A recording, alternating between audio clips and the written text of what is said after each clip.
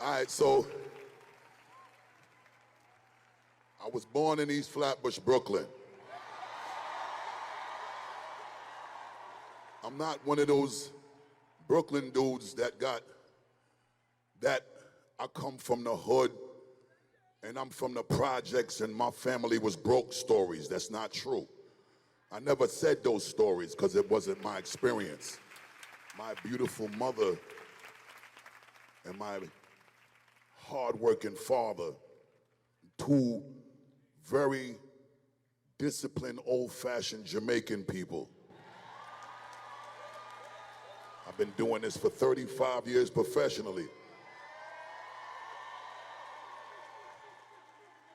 First thing I want to do, I want to big up Spliff and I want to big up Scratchator because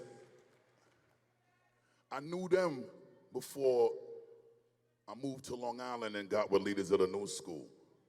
And when Leaders of the New School kicked me out the group, I came back to them. Spliff is a Trini, Scratchator is a Belizean. I know these brothers since I was 7 years old, and we was raised by a community at the time when community used to raise children. And the community was a West Indian community. It's like manners and respect was super important. We was around hustlers, and they sell their weed or whatever, or they doing whatever they doing in the street.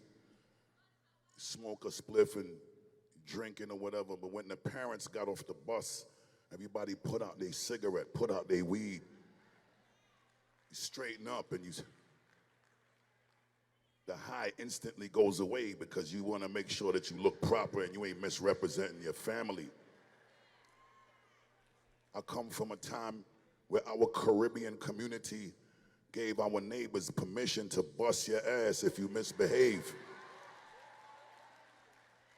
And then when your parents came home, they bust your ass again. I got a lot of heroes in this room that raised me through music.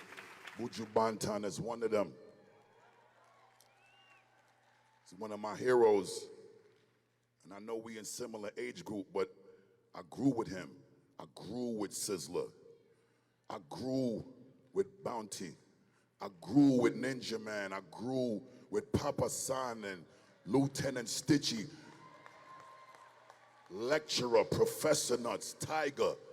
And I remember buying a Sting Clash from 1986. And it was Papa San versus Lieutenant Stitchy.